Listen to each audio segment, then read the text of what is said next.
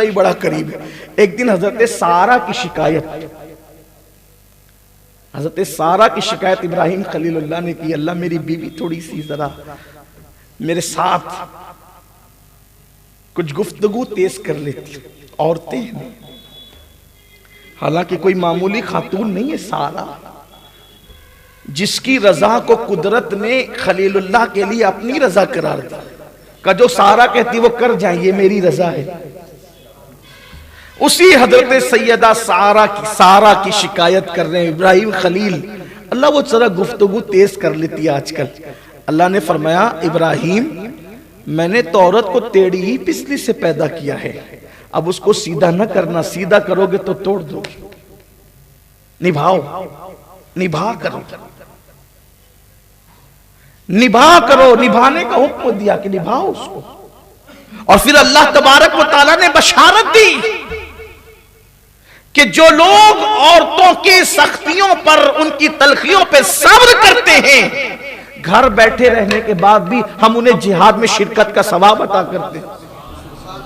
बल्कि एक हदीस में अल्लाह के रसूल अलैहि सलाम ने यहां तक फरमाया कि जो अपनी बीवी की तलखियों पे सब्र कर ले, अल्लाह उसे सब्र अय्यूब का सवाब अता करता है। और जो औरत अपने शौहर की तलखियों पे सब्र कर ले, अल्लाह उसे हजरत आसिया और मरियम के सवाब के बराबर सवाब अता फरमाता है। तो मैं अपनी गुफ्तगू को समेटते हुए अर्ज करूं कि सिला रहमी की बड़ी बरकत है। तो ये मैं कह रहा था कि जो इर्तिदाद की जो ये नहुसत चली है, इस पे कंट्रोल हो सकता है एक चीज से।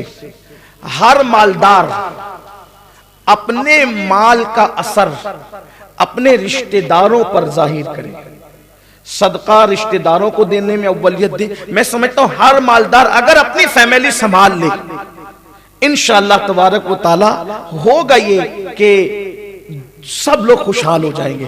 क्योंकि अल्लाह ताला ने मुसलमानों में इतने ज़कात देने वाले पैदा किए हैं कि हर आदमी, 2-4 आदमी मिलकर अपना पूरा खानदान संभाल सकते। गुर्बत का खात्मा होगा।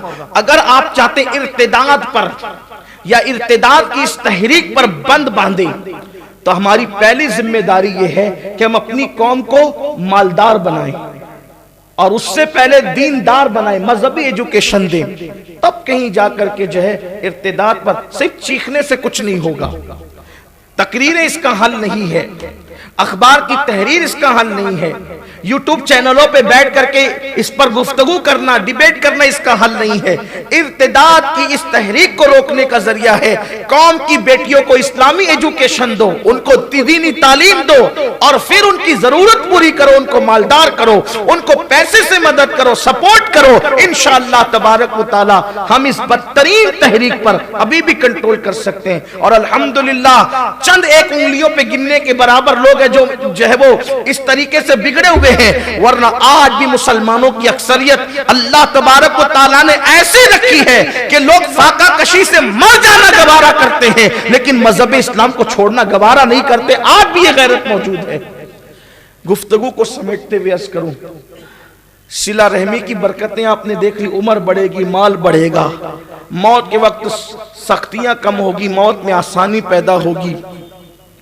लेकिन अगर कोई बंदा सिला रहमी न करे, यानी भाइयों का ख्याल न करे, बहनों का ख्याल न करे, उसका अंजाम क्या है?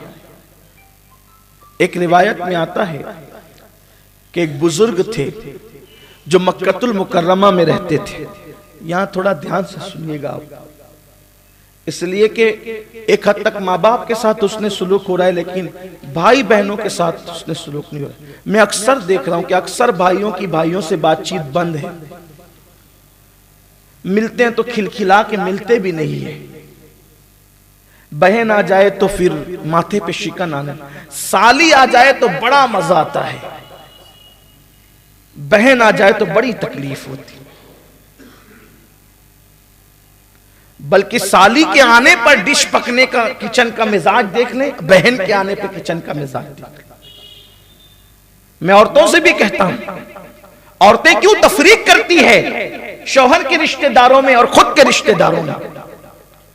अगर तुम अपने शौहर को रोक रही हो उसके रिश्तेदारों के साथ उसके सलूक करने से, तो तुम उन रिश्तेदारों का कुछ नहीं बिगाड़ रही हो, बल्कि तुम अपने शौहर को जहन्नमी बना रही हो। क्या एक बीवी का ये तकाजा था मोहब्बत का कि वो अपने शौहर को जहन्नमी बनाए? हालांकि वो जो रिवायत पढ़ने चला था बहन के हवाले से, उससे पहले एक बात, एक छोटा सा आर्टिकल मेरी नजरों से गुजरा। चंद दिनों की बात है, गालिबन पड़ोसी मुल्क का वाकया है। शौहर ने अपनी बीवी से कहा कि मेरे माँ बाप आने वाले आज अपने घर पे शाम को, तो जरा देखो कुछ अच्छी डिश बना लो। उसने कहा कि आप तो जानते हैं ना मेरी तबीयत आजकल ठीक नहीं चल रही है, तो आपके माँ बाप के लिए तो मैं एक काम करते हैं, अपने होटल में ऑर्डर दे देते हैं, अच्छे से अच्छा खाना मंगा लेते हैं। होटल में भी खाना बड़ा अच्छा बनता है, होटल का खाना मंगा लेते हैं, क्या क्या जाएगा। उसने कहा ठीक है, क्या ऑर्डर देना है? तो अब ऑर्डर देने में भी बड़ा छोटा दिल। खुदा जाने ये तफरीक क्यों है। बस अगर औरत ये समझ ले ना कि अगर मैं अपनी सास से, अपनी नंदों से, अपने देवरों से, जेठ से अपने शौहर को रोक रही हूँ हक अदा करने में, तो मैं अपने शौहर को जहन्नमी बना रही हूं बस। और ये सबसे बड़ी बेवफाई होगी औरत की शौहर के साथ। उसको तो कहना चाहिए कि आप मुझे मेरे हक दें, मेरे खानदान वालों को उनके हक दें, अपने खानदान वालों को उनका, दोनों का हक है, दोनों को हक दें, हक तलफी न करें। जब आपका शौहर ही जहन्नम में जाएगा तो आपने कब जन्नत में जाना है? खवातीन को ये कान खोल के सुनना चाहिए। अगर मुर्गी का भी हक होना तो उसका भी हक अदा करने का हुक्म दिया गया। जिसने मुर्गी पाली और उसको खाना नहीं दिया, उसकी हक तलफी की, क़यामत के दिन उसकी इबादतें ज़ाय की जाएगी। मुर्गी का हक, इस्लाम का हुक्म यह है। इस्लाम की तालीम इतनी खूबसूरत है। इस्लाम जब मुर्गी के हुकूक बताता है तो भाई बहन के हुकूक क्या? तो ऑर्डर बहुत मुख्तसर सा छोटा मोटा दे दिया।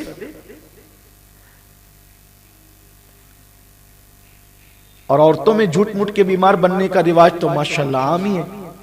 मैं औरतों से कहता भी हूं कि झूठ मूठ के बीमार ना बना करो, वरना फरमाया गया जैसे किसी के सर में दर्द नहीं है, बस बहाना है, मेरे सर में दर्द है, आज तबीयत ठीक नहीं है, आज बुखार है, अच्छा नहीं लग रहा है।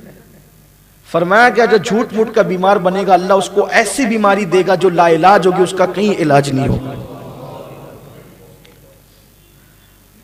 आपको कहीं नहीं जाना है, कोई काम नहीं करना, साफ कह दे मैंने नहीं आना है, माजरत चाहता हूं, आज दिल नहीं होता आने का। बंदों की खुशी के लिए अल्लाह की नाराजगी क्यों बोल लेते हैं? तो उसने भी कहा कल तबीयत ठीक नहीं चल रही है, होटल में ऑर्डर देते, दे दिया होटल में ऑर्डर। शाम को शौहर खाना भी लेकर आया। थोड़ी देर के बाद उस औरत के माँ बाप आ धमके, सास ससुर तो नहीं आए, उसके खुद के माँ बाप आ गए। शौहर बैठा हुआ था तो फौरन उस खातून ने कहा, अरे तुम लोग इत्तला के बगैर आगे, फोन तो करते, कम से कम फोन करना था तब आते। तो उसकी मां ने कहा कि हमने सुबह को फोन तो किया था, दामाद जी ने फोन उठाया था, हमने उनको बता दिया कि हम शाम को आने वाले हैं। तो इसके तो आंखें तन गई, क्यों जी आपने मुझे बताया नहीं कि मेरे माँ बाप आने वाले? अगर बताते तो जरा मैं अपने माँ बाप के लिए कुछ तो किचन में कुछ अच्छा खाना बनाती। ये मुए होटल वाले कोई अच्छा खाना बनाते हैं? तो तब शौहर ने मुस्कुरा के कहा, अगर मेरे माँ बाप होटल का खाना खा सकते हैं तो आपके माँ बाप भी खा सकते हैं। सिर्फ मैंने आपको इबरत के लिए कहा था कि मेरे माँ बाप आ रहे हैं, ताकि आपका ज़र्फ देखूं कि मेरे माँ बाप के लिए आपके दिल में क्या है और आपके माँ बाप के लिए दिल में क्या है। जैसे आपके जज्बात अपने माँ बाप के लिए हैं, वैसे मेरे जज्बात मेरे भी माँ बाप के लिए हैं। तो इस तरह ना किया जाए। मेरी गुजारिश है, ससुराल वालों के साथ भी अच्छा सलूक करो, भाई बंदों के साथ भी अच्छा सलूक करो।